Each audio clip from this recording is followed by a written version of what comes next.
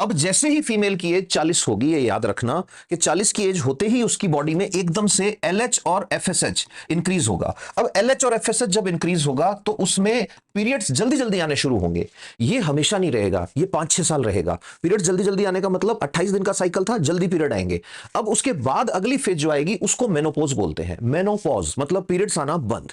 ऐसा क्यों हुआ? इसका रीजन एस्ट्रोजन हार्मोन जो बॉडी में एस्ट्राडियोल या E2 बोल देते हैं, इसकी फॉर्म में रहता है, इसका लेवल कम हुआ। और कितना कम हुआ आपको मैंने बताया ही अभी। अब देखो इसमें क्या होगा, जो जो काम एस्ट्रोजन कर रहा था, एस्ट्रोजन क्या कर रहा था? औरत की स्किन जो है उसको टाइट रख रहा था, कोलेजन फाइबर को प्रोड्यूस कर रहा था, उनको मोटिवेट कर रहा था। दूसरा, बोन जो है उनकी स्ट्रेंथनिंग कर रहा था, हड्डियों को मजबूत बना रहा था। तीसरा काम, इमोशनल बिहेवियर जो है उसको मेंटेन कर रहा था। तो अब जैसे ही लेडी मेनोपॉज में आएगी उसमें ये तीनों चीजें उल्टी होनी शुरू हो जाएंगी। इसीलिए कोई भी फीमेल जो इस एज में है उसको कुछ डाइट से रिलेटेड चीजों का ध्यान रखना है। एक तो सबसे बड़ी गलती ये करते हैं कि